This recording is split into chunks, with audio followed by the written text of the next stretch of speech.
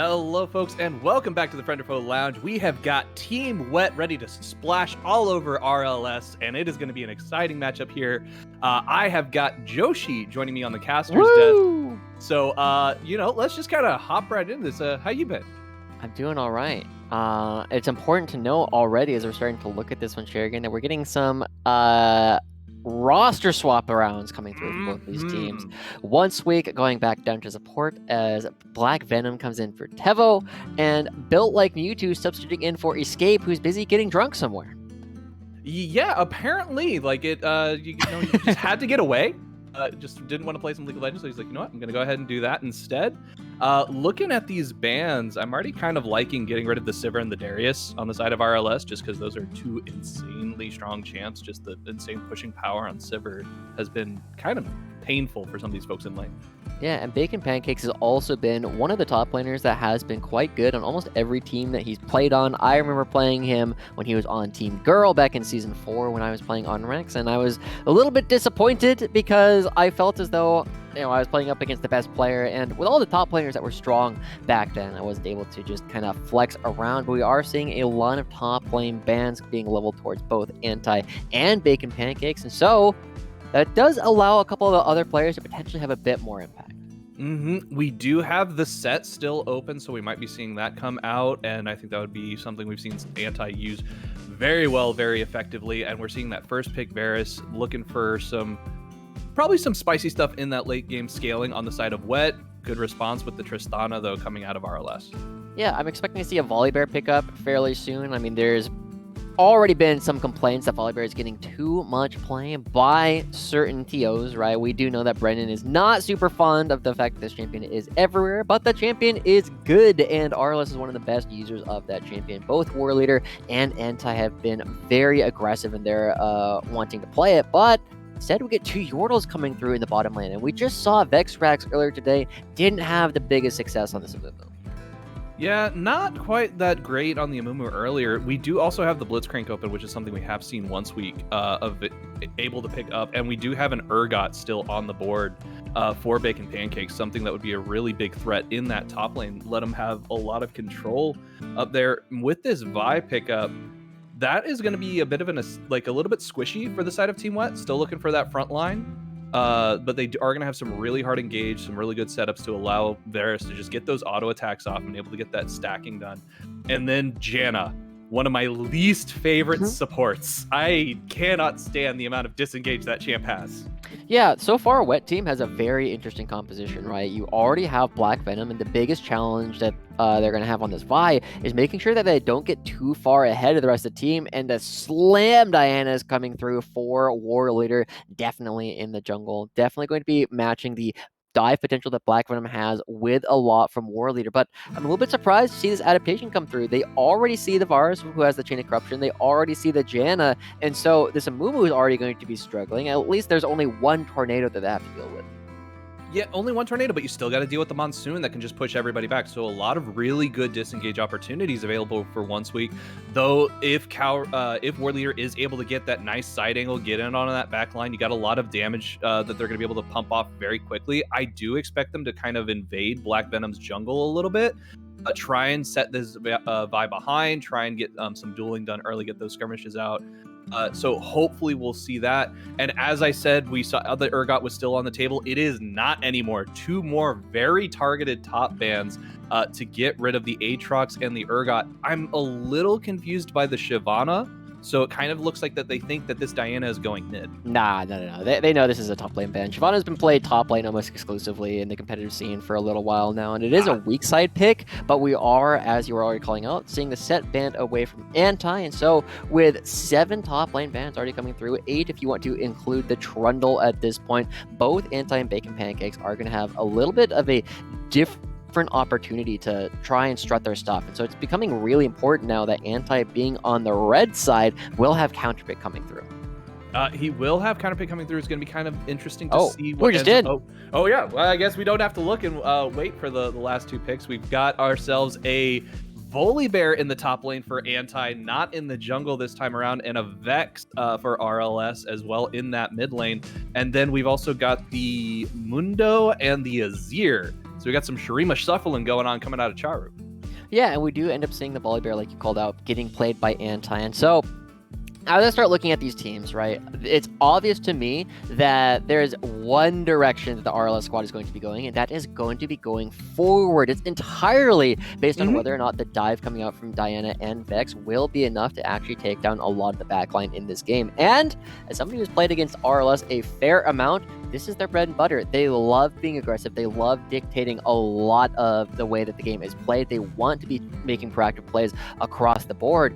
But I'm a little bit worried, right? We are going to be seeing them going up against Wet, who has so much disengage. The Monsoon they already called out. The Emperor's Divide is there. And with the Chain of Corruption, almost every single player on this team has a way to get the members of RLS pushed back.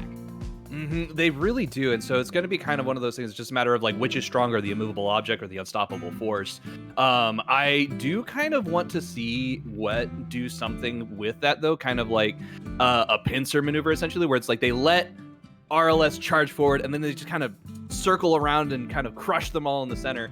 It's just going to be a matter of, are they able to get this Volibear set far enough behind to where they don't have to worry about so much damage coming out, like in him having just a massive health bar that they can't get around, and if they're able to avoid getting feared by Vex. So I think we're probably going to see a lot more activity around the mid lane early on, and then eventually it'll shift top. It's going to be this bot lane is just going to be kind of a bit of a slow state, I think. Yeah, and Char is also a player that I know a little bit less about, right? A lot of Wet are players that I haven't interacted with nearly as much. I know Bacon Pancakes a little bit. We've seen him play in Captain's Drafts and also some of the other events that we've had in terms of like the Combine and just in-houses. Once Week has been a staple of the community for a long time. Black Venom, Charu, and Turtle of Doom, I haven't necessarily seen opportunities for them to play in the same kind of events. And so Charu now on this Azir is going to be the linchpin of this composition. You have, as we already looked at, 3 characters that are going to be trying to kite back as a team,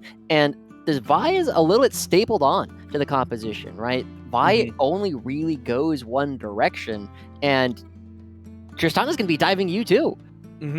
It could be that what they're looking for is whenever the Tristana tries to escape, they want to make sure that there's nowhere for her to go. So they're just able to jump right on to Tef and make sure that Tef's like, hey, no, you're staying in this fight. We're just going to keep you knocked around. So that's kind of where I think they might try to play it, but otherwise they might be looking to just let Vi get some of these early ganks off, just try and basically pummel the lanes to get the rest of the team ahead as quickly as possible, so that way the rest of the team can do the work as Vi starts to kind of fall off. Yeah. So now, as we are going to be moving on to the Rift a little bit, people are going to be exiting the Fountain. It is worth noting that we are going to be seeing Anti on one of his most favorite champions on the Volibear, something that has been very strong for him historically. And it's always been interesting, right? There was a bit of a time where I was looking at coming up with a roster with Anti and War Leader, trying to build something that we could look at for what we were calling Heroic Plus at the time, be the precursor to Mythic. And playing with this Volibear has always been very interesting, right? You always know this character tends to go one direction, and as they look for Bacon Pancakes, they get the first stun. They do get that first stun off, and unfortunately that means that there's going to be no CC shield available for Mundo right there, as he's trying to kite around, is going to be able to get away. Now it's just going to be a question of, is RLS going to push their advantage here and try and take that blue buff out? And no, they're just going to back off. Everybody backs away. That is going to be one of the problems that RLS will face. It's very difficult for Anti to win the trades in terms of actually peeling off that health pool that you're going to be going up against Baking Pancakes, right? He will never be able to get crowd control all by himself. He will always need to use that stun and to take away the crowd control immunity so that War Leader can actually get the crowd control coming through. And so Anti is instead going to be a little bit more reliant on taking a lot of these brawls. It almost makes you wonder if he'll go for an AP style of build. Yeah, it'll be kind of interesting. I have a feeling that I still think he's going to go tank. I think that he's going to go for the big beefy boy on the side of Volibear, just because they kind of need it just for that front lining, but because they're going to be charging in like we were talking about. I am going to be really excited to see exactly how many times Kaori's able to make the Shuriman Emperor afraid, because that is just going to be really, really devastating for him. Yeah. And so it is going to be a big opportunity, right? This is another place that we are looking at. We were already talking about how we wanted to see Charu have big success on the Azir, but one of the players that has been crucial for success coming out on the side of RLS has been Kauri thus far. Their ability to play on the Zed was absolutely ridiculous. So many kills being picked up by War Leader. So many. And as we're seeing here, sorry, I'm having a little bit trouble seeing what's going on my screen. Yeah.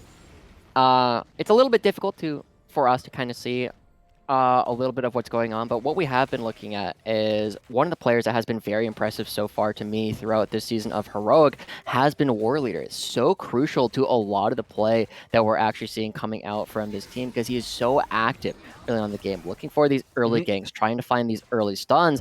And on this Diana, it's a bit more of a farm-oriented champion. You don't tend to look for the same kind of early ganks, and I wonder how much it's going to hurt RLS's chances in this game. You know, with the scaling that RLS has available to them, though, on the Tristana, I'm really not that terribly worried for them. Oh, you should be. Yeah, You should be.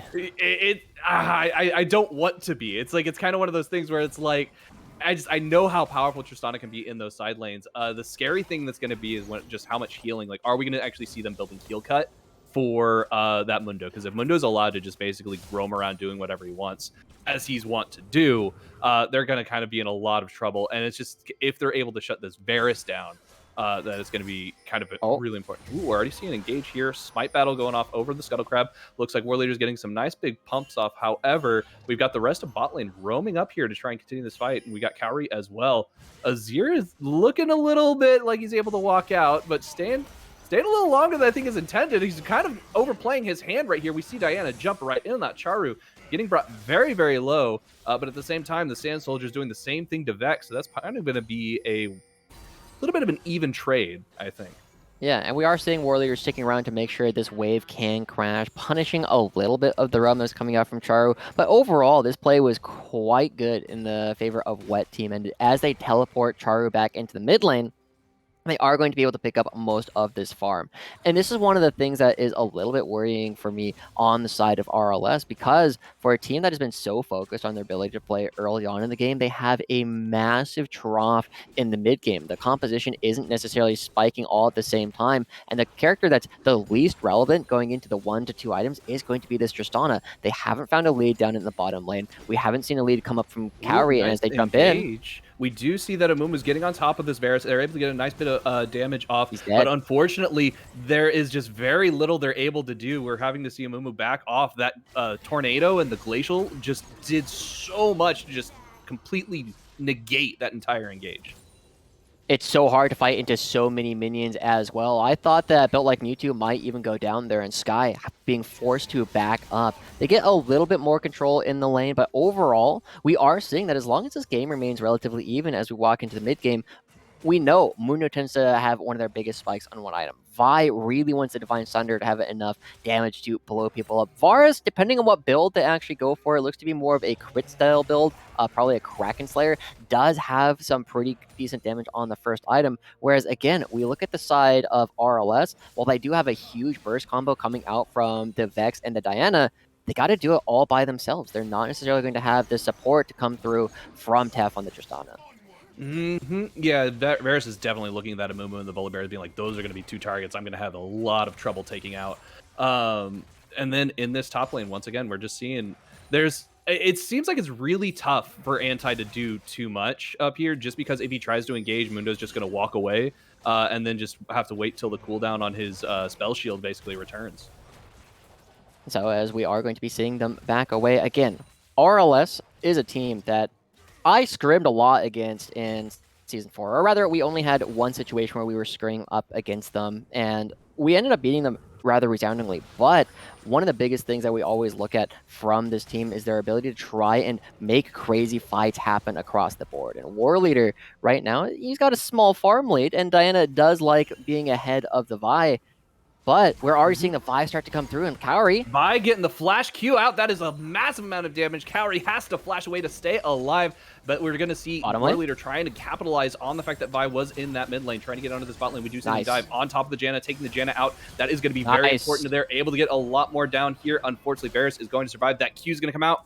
Not quite devastating levels of damage coming out of that arrow, but it is going to be so painful. They get the double flash coming through, and built like Mewtwo finding both stuns in that engage does allow them to take down the first one. One Squeak, who's again role swapping from the jungle to support, ends up dying in the engagement. And that will help out the members of RLS a little bit as they start to try and build up a gold lead. And War Leader, yet again, finding some early game ganks. With those early game games, we are going to see Vi starting to play around this bot lane. There we go. That spell shield stun, just meaning Bacon Pancakes is like, fine, you hit me in the back. I'm just going to beat you over the face with a briefcase. Unfortunately, not able to do too much there. It does look like they're going to be playing probably around Rift Herald here momentarily. I think that that's probably going to be a little bit more important to them than this Cloud Drake. Well, ultimately, it doesn't look like either team is necessarily moving for this early on, right? One of the things that we tend to see from RLS is they tend to focus a lot more on dragons historically than they have on the Rift Heralds. And on the recent patch, on the recent changes where it has become worth more gold, we might see a little bit of shifting, but I already like the way that Sky is moving on the map. She was so good at interacting with the mid lane against Rex, and now she's looking for Charu. Looking for a Char. We do see that Tornado come out. Goes a little wide, means that the engage is not going to happen. Built like Mewtwo in this mid lane. Wasn't able to find a target on the Azir. And now they're just kind of making their way back downtown. Just going the safe route, though. Going back around that Tri-Brush. It is going to cost them a little bit of experience, right? With all the minions already pushed underneath the turret, it is going to be a lot of experience that Built Like Mewtwo is going to be missing for the upcoming fights. But I'm a little bit surprised that neither team has started moving for the dragon. Instead, it's War Leader top. Oh, War Leader does go top. We see Diana trying to get the ultimate off, but of course that spell shield is up, means that we got the Mundo just kind of walking right away and getting out of it. Just throwing the briefcase around. Lots of damage kind of coming out. Basically, very little that they're actually able to get out of that play. Yeah, I mean, they get the ultimate, but that's about it, right? Mundo is not going to be under threat of diving, and as we see people trying to make plays across the rest of the map, nothing is really sticking in a lot of these plays. And again, I really like the chances of wet if nothing is happening. And so, RLS trying to force the issue. We talked about how you need to pop the spell shield with the Volibear first in order to get the Diana ultimate to actually work, but now it's Black Venom coming down bottom. Yep, Black Venom's going to be looking for this engage, but definitely spotted out, means that nothing's going to really happen. And War Leader turns his attention towards the Rift Herald as well. Bacon Pancakes trying to move in and get a little bit of control, but the Rift Herald's already mostly gone. Yeah, I think this is just going to be basically be an objective trade too, as we see that the Rift Herald is going to go down, so War Leader is able to pick that up and just walk away from Bacon. However, that means that Cloud Drake is going to go over to the side of this. Look at the Mundo overplaying his hand. Bacon Pancake's getting completely bursted out, not able to walk away.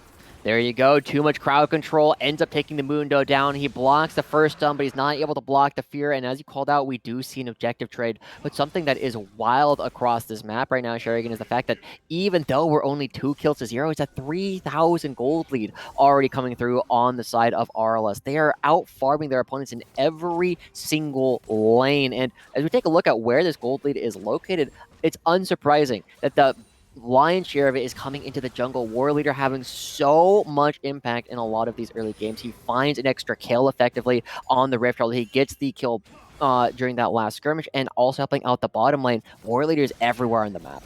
Yes, but like you mentioned before, with the scaling, we're going to see that mid-game fall-off, so they've got to make sure that they get that snowball rolling and keep it going.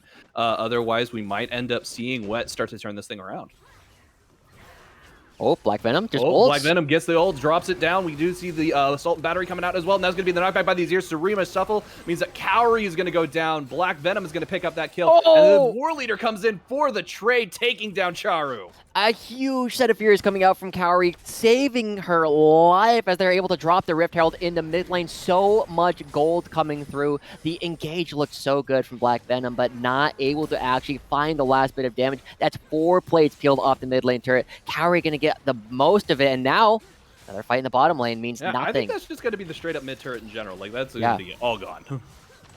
As they pick that up, Cowrie so strong, War Leader so strong coming into this mid game, and these are the players that needed to have the gold in order to bridge the gap to allow Tef to come online a little bit later. And Sherigan, have you seen these characters dive together? It's pretty disgusting, the amount of crowd control that they can do, the amount of burst damage that they have all at once. And we were so excited about the peeling power that was going to be coming out of the Janna and the Azir. But if they both get caught at the same time, they can't peel for each other. They both just die as a pair. If you're CC'd for 4 seconds and killed in 5, there's really not much you're going to be able to do. Exactly. Losing so much of it allows Jumpman jumps as Tef would be able to hop around. But we gotta wait for the next dragon to actually spawn. We still have a little while before Wet is going to be forced to actually take one of these fights. And just as we were looking at with our first game of the day, just because an objective is spawned doesn't mean you always have to fight for it. So I actually kind of want to see Wet give up the next dragon, right? We saw something very similar happen with the way that Quadruple A was playing. They tried to force things when their composition wasn't strong. And now Wet, with such a large gold lead already going over to RLS, you need to know how to pick your battles, and it won't be around the dragon.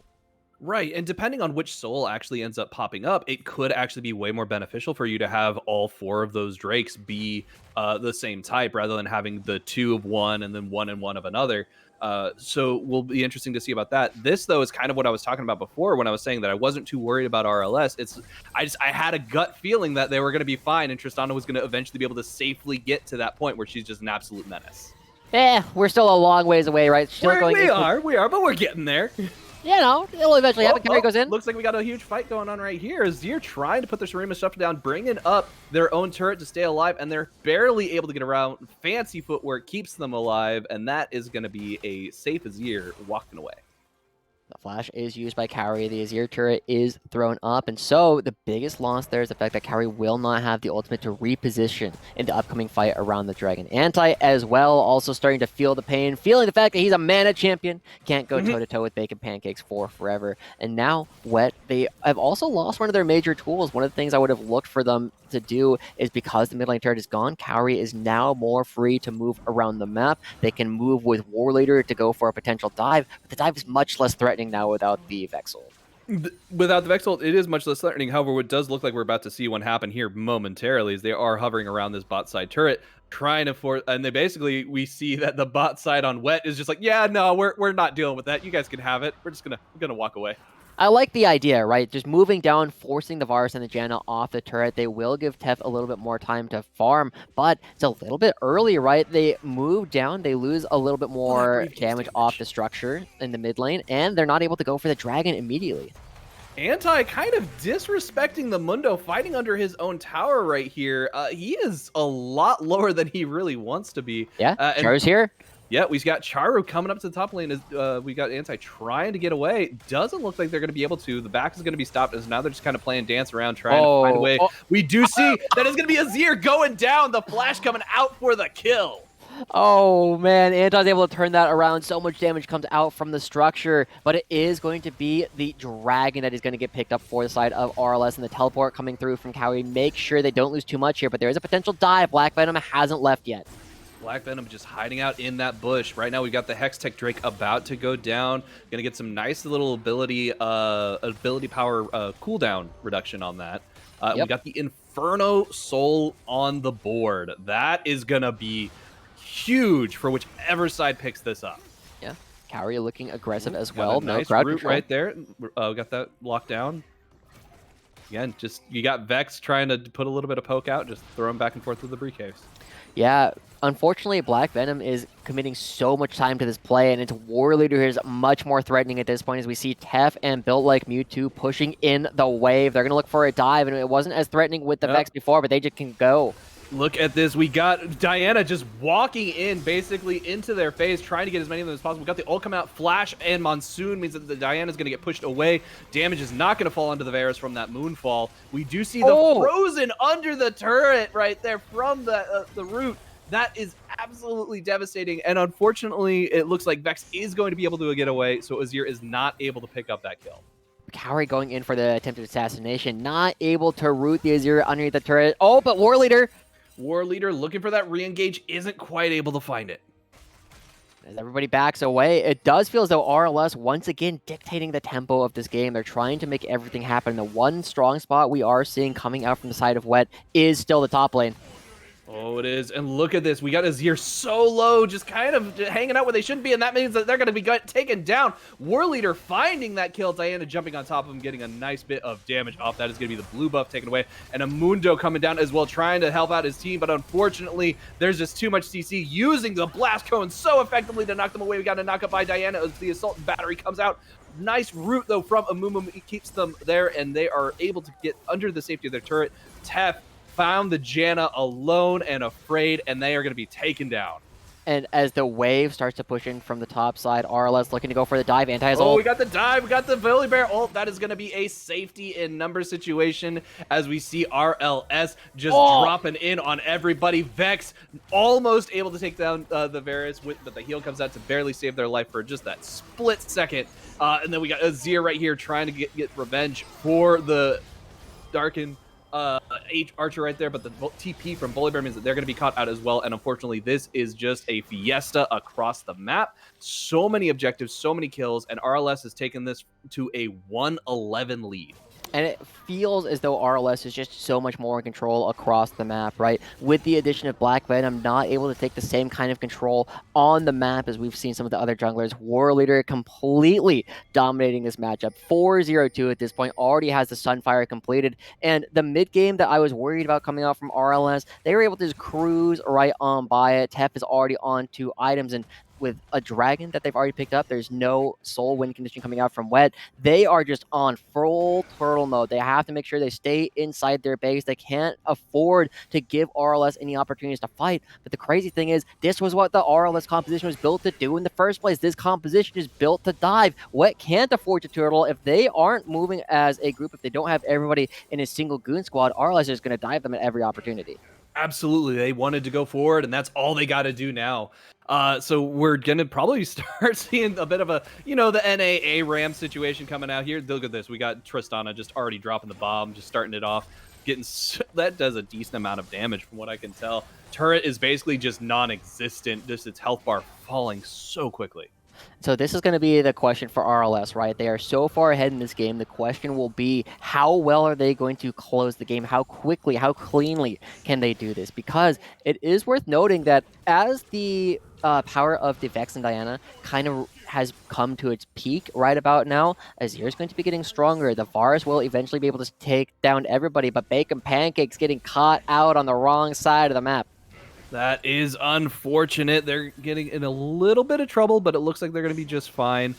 We do see that Dragon's going to be coming up here in another 50 seconds. I don't think that there's anything Wet can really do to contest this. Azir trying to bring up their turret and just keep this mid lane alive a little bit longer, but unfortunately, this game, they're just kind of hemorrhaging at this point, and the game is slowly slipping like sands through an hourglass. And the worst part about it is, Black Venom, who was already kind of struggling in this game, is losing more and more farm. They can't even go into their own jungle. They can't realistically take most of their camps. You're seeing that what was already about a 50 CS lead has ballooned to over 70 at this point. A War Leader, he's been dictating the game so effectively. They're going to be looking for Charu in the mid lane, but they can also just back away to the Dragon.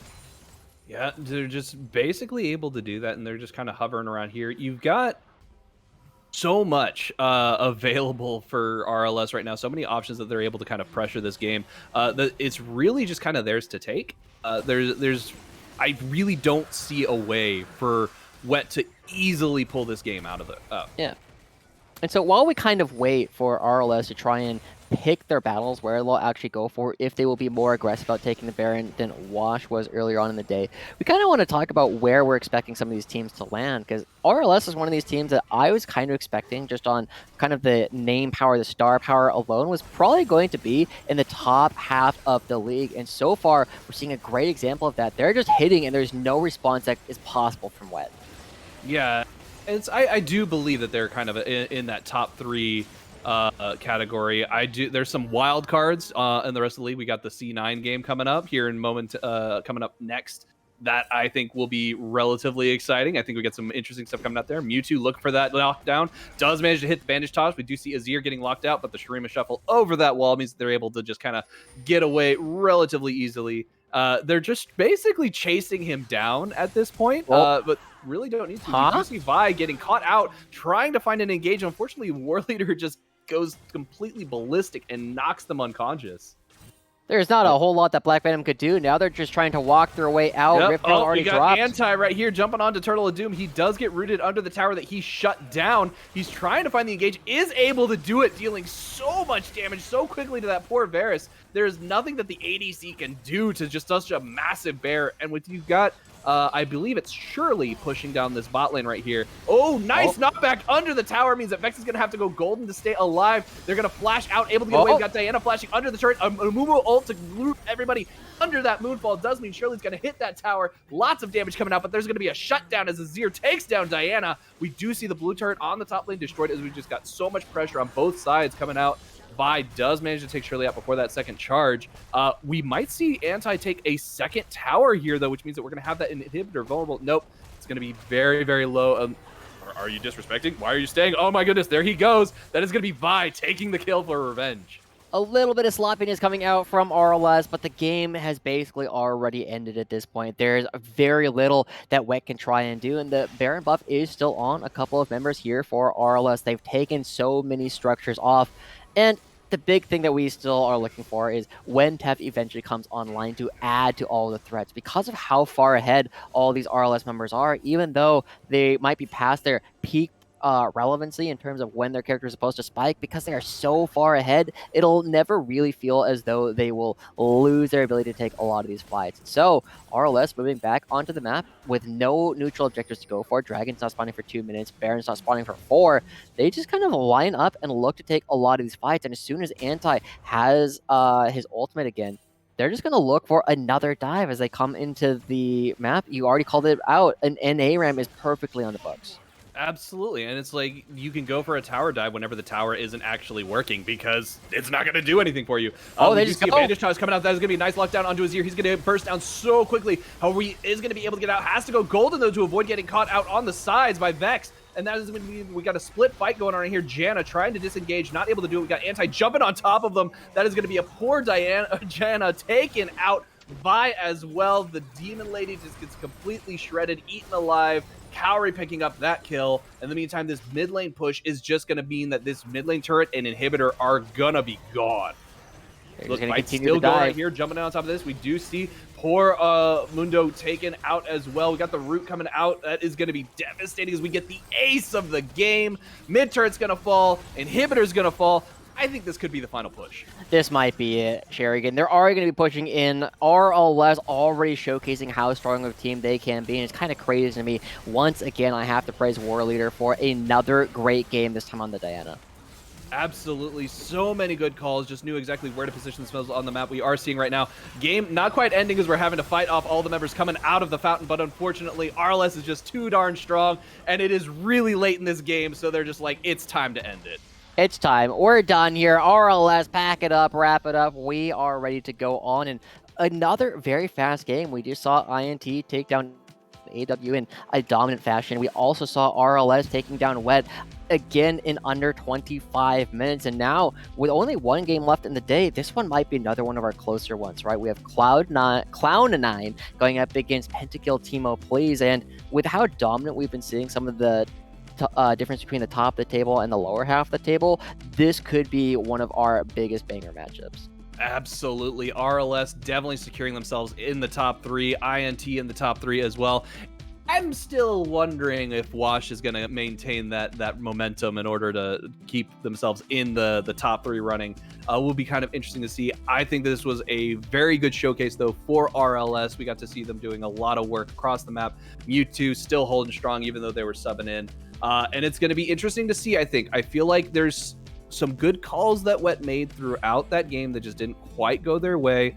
I feel like it's going to be really interesting to see how they evolve as this series progresses. Yeah, I mean, again, with so many changes coming through for a lot of these teams, this first day feels a little bit odd, right? We got to see that Fish is still in for Evolve New, Black Venom coming in to replace Tevo, and Onceweek moving to a different lane as well. Built Like Mewtwo coming in for Escape. And so it's not as though what we're seeing today is going to be super indicative of a lot of the rest of the season, but it is interesting to know which players are stepping up. Built Like Mewtwo has had a fantastic showing in her first opportunity to play in this FOF season. She definitely did. And with that, we'll be taking a quick break, folks. Don't go away. We'll be right back with an interview with our RLS victors.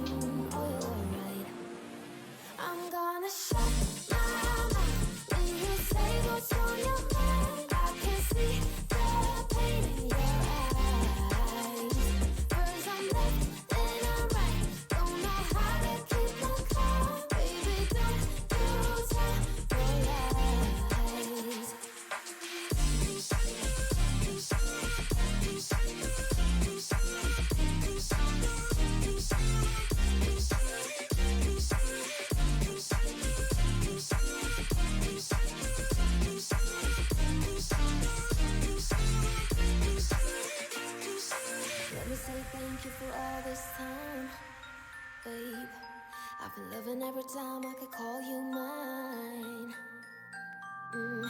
I don't know why I'm being the one feeling stupid. I'm feeling stupid now. No. So now it's time for the goodbyes. Everything dies for the sunrise. Oh, you're alive. It's time for the goodbyes. Everything dies for the sunrise. Oh, you're alive. I'm gonna shut. Hello everyone, welcome back after another commanding victory here on the side of Really Late Sunlight RLS over Team Wet. Joined with me today, I have a very familiar voice that you usually hear on the caster disc, but now on the victory seat we have War Leader. War Leader, how are you feeling after that victory? I had a lot of fun. I'm ready to cast the next game. That was a game of League of Legends. Correct. That definitely was a game indeed. You know, this seems to be a bit of discrepancy, maybe a mental week, but there was definitely this is the second game today where it seems like there was almost a 10k gold lead between 15 to 20 minutes, which isn't something we've really seen, especially after I would say the games were relatively a lot closer in the first week.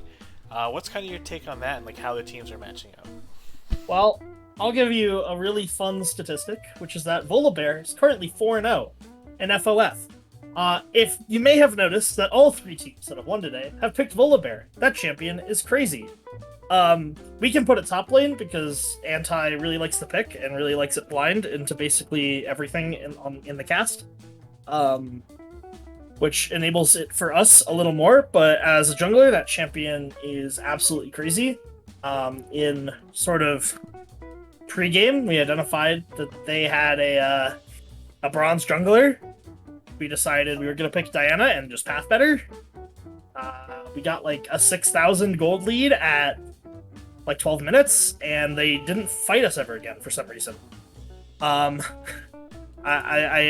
get it. It's tough, but honestly, after 15 minutes, I got a little bored.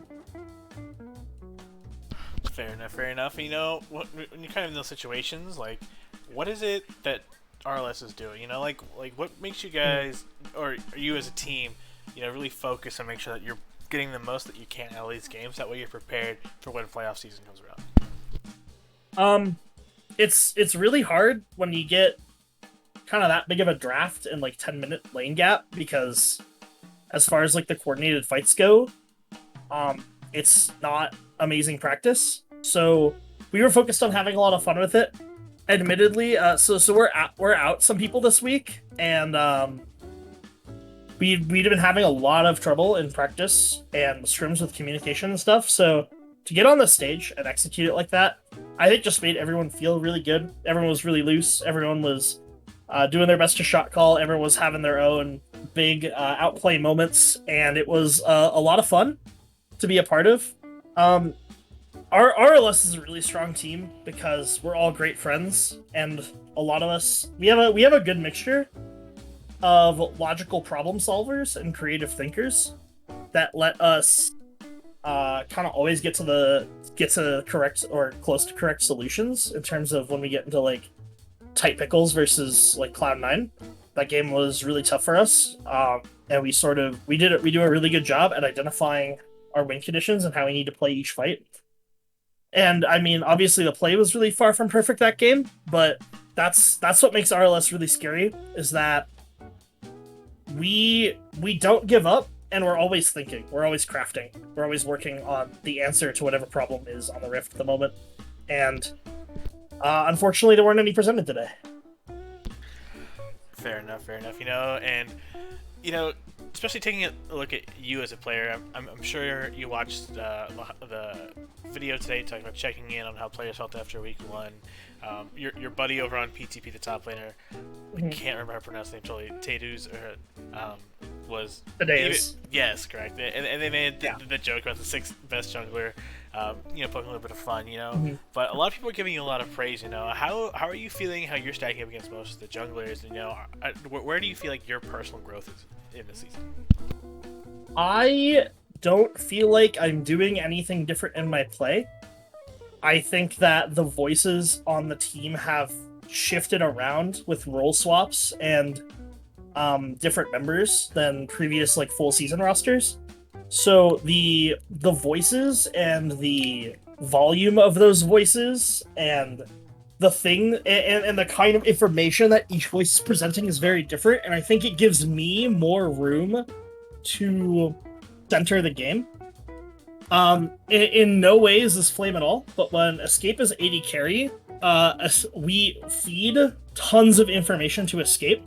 Escape is requesting tons of information, and we build our team fights around that backline. Tef is a lot more comfortable on sort of like the weak side supplemental carry, and so a lot of the information is actually going towards me, and that gives me the ability to be the one in the center of everything. So I don't think I'm doing anything different. I think this team plays different, and we're kind of naturally getting there.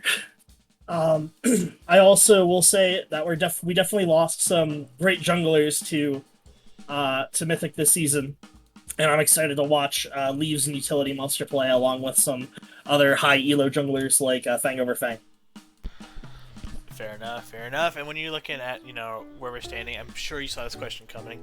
Now, currently, 2 teams, 3-0, you and INT, looking for that #1 spot to go undefeated the longest. And, how do you feel that you two match up? Because I definitely feel like you made that comment about how RLS doesn't give up and you're always crafting things. I think the very most can be said about INT, and you're both very team fight centered. So, what are your thoughts on that? Bow Explode is definitely the best jungler in the league right now. I don't think that I can take that credit until I earn it.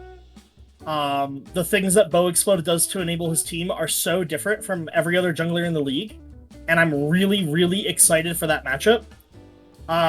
We get a full week to really focus on how are we going to deal with INT when we don't have any like footage of anyone dealing with them. So as of this moment, I don't know. I have no idea how we're going to deal with INT. They look incredibly scary. I think we as a team have shown significantly more flaws than they have shown. But also, like I said, we have a variety of thinkers on our team. And with Jeff God Gamer coming in with the analytics, it just smurfs pregame prep. And I'm really confident we'll find the trick in the armor. Fair enough. I think all of us are looking forward to that matchup between you two to see who will hold on to that first place spot when the time comes. However, looking at our last match today, we're going to be talking about Cloud9 versus PTP. Both teams have had a bit of a rough start in the first week. However, how do you think that is going to play out today? All right. I've been so excited for this game all day. More than my own game. Like, screw whatever happened in what I just played. I'm so hyped for this game because I've got some personal connections on PTB. Today is a good IRL friend of mine. We're fraternity brothers. I love the guy, and also, so I recommended FOF to him. He joined PTP. He brought his friend that I also know, Sudara, and I'm really excited to watch them play. That being said, I love Cloud9. All of those personalities are fantastic, and when I got to interview them, I got the best vibes. Like, I didn't know them. I didn't know the, dynamics at all. And I just felt like they welcomed me in and we just kind of shot the shit, and it felt awesome. What a great group of people. And then when they brought their game to us like that in our game 2 last week, I was extremely impressed with their play, and they're really on that threshold of being a really good FOF team. So I would have to guess that they're going to take it. I haven't seen enough from PTP that encourages me to think they're going to take it, but there's no one side I can choose to root for. Fair enough. What a fantastic analytics. I think you're doing my job for me and hyping up the next match. So thank you so much for taking the time to go ahead and be with us here. War Leader, let's go ahead and grab some popcorn, grab some drink, go ahead and take a bathroom break. Don't go anywhere. War Leader hypes it up. We're going to be seeing our final match of the day, Cloud9 versus PTP. Don't go anywhere.